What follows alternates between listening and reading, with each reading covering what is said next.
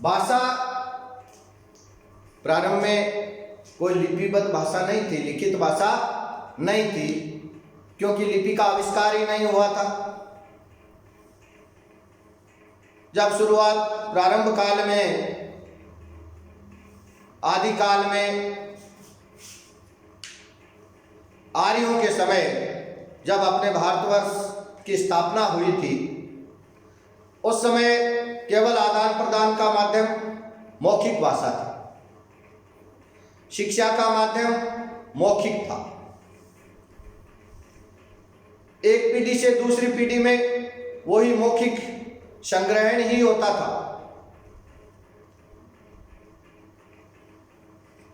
पुस्तकों में लिखा गया है कि शुरुआत में जब वेदों की ऋचाएं रची गई थी तो वो ऋचाएं कंठस्थ याद रखी जाती थी, क्योंकि लिखने का उस समय तक कोई प्रचलन नहीं था। अब परेशानी यह आने लग गई कि इतनी सारी बातें पीढ़ियों के चलते से धीरे धीरे कुछ बातें हैं उनमें से निकलने लग गई, विलुप्त होने लग गई। और इसी समस्या के समाधान हेतु बुद्धिजीवियों ने एक लिपि का आविष्कार किया, मानक लिपि बनाई और उस लिपि से भाषा बनाई। क्यों? क्योंकि प्राचीन संस्कृति, प्राचीन परंपरा, प्राचीन ज्ञान विज्ञान आने वाली पीढ़ियों के लिए सुरक्षित रह सके, उसका अध्ययन हो सके। तो इसीलिए कि इतिहास को सुरक्षित रखने के लिए, भविष्य में भेजने के लिए भाषा की विशेष आवश्यकता पड़ी थी। इसकी लिखित भाषा की, अन्यथा मौखिक भाषा से काम चलता है। अब जिनको अक्षर ज्ञान नहीं होता, पढ़े लिखे नहीं होते हैं, वो भी दुकान से जाके साबुन, चीनी, तेल लेते हैं ना, लेकिन अब वो ये नहीं कर सकते कि ये बस कहां से कहां जा रही है, या चीनी साबुन की रेट लिस्ट जो लगी हुई है, उस रेट लिस्ट में, मूल्य सूची में किस वस्तु का क्या मूल्य है, इससे वो वंचित रह जाते हैं। बल्कि अपना काम वो निकाल सकते हैं। अब हमें वो काम नहीं निकालना है, हमें तो उत्कृष्ट बनना है, हमें तो श्रेष्ठ बनना है। और श्रेष्ठ बनने के लिए भाषा का शुद्ध ज्ञान होना बहुत आवश्यक है। इसलिए कि व्यक्तवाणी को लिखित में प्रकट करने का जो तरीका है वही लिखित भाषा कहलाती है, और उसी के लिए लिपि का आविष्कार हुआ। अब भाषा की उपभाषाएं होती हैं, फिर भाषा की बोलियां होती हैं, और उन अलग अलग बोलियों में, भाषा में भेद होता है। एक मूल भाषा है और एक उपभाषा है, लेकिन उन सब का आधार वह मूल भाषा ही है। जैसे अपनी जो भाषा है जिसका हम अध्ययन कर रहे हैं, ये देवनागरी हिंदी भाषा है, और इस हिंदी भाषा का प्रादुर्भाव, उत्थान उत्तर भारत में हुआ।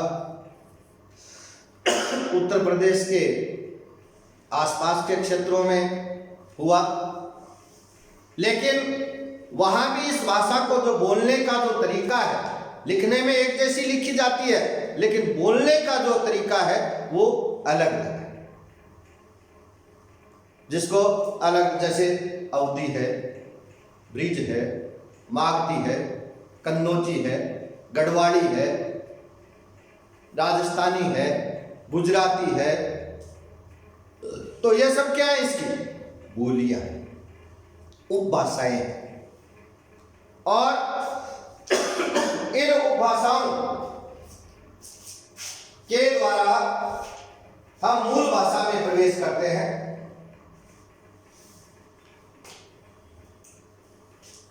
अब भाषा की इकाइयां, भाषा की इकाई क्या है कि भाषा की 5 इकाई होती हैं। नोट कीजिए, भाषा की 5 इकाई हैं जिनसे भाषा बनती है। इकाई का मतलब जिससे उनका निर्माण होता है। जैसे ये पेन है, इसकी 3 इकाई हैं, ये ऊपर वाला, नीचे वाला और बीच वाला। इन तीनों से मिलकर ये पेन बना है। तो भाषा किन से मिलकर बनती है? सबसे पहले भाषा में ध्वनि होती है।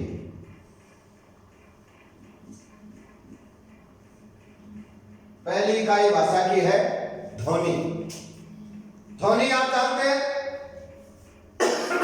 मुंह से निकलने वाला वर्ण ही क्या है? ध्वनि है। जैसे क, ख, ए, ओ, ल, ये सब क्या है? ध्वनि है। आओ, ये मुंह से जो वायु निकलती है और वायु से जो अक्षर पैदा होता है वो इस क्या है? ध्वनि है। तो सबसे पहले ध्वनि, फिर ध्वनि से बनता है क्या? वर्ण।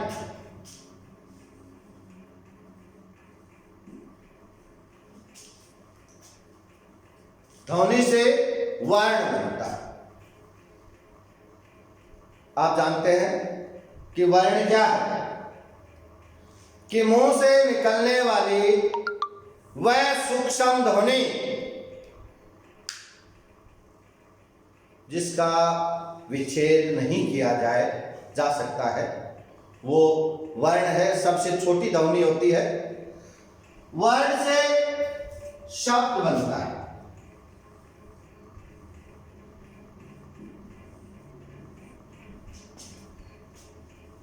कि सार्थक वर्णों के समूह को या वर्णों के सार्थक समूह को क्या कहते हैं? शब्द कहते हैं। तो भाषा के लिए सबसे पहले ध्वनि, ध्वनि जरूरी है। क्योंकि जब तक हम मुख से बोलेंगे नहीं, मुख्य अवयव कार्य नहीं करेंगे, तब तक कोई वर्ण निकलकर नहीं आएगा। अब वो ध्वनि कैसी है? लंबी है, छोटी है, किस रूप में है, उसका क्या मात्रक है, बाहर के लोगों ने क्या माना है उसको, तो वो वर्ण है। और किन वर्णों का उच्चारण किन के साथ किया जा रहा है, उन वर्ण से शब्द बनता है। जैसे अपना, तुम्हारा, माता, दिन, रात।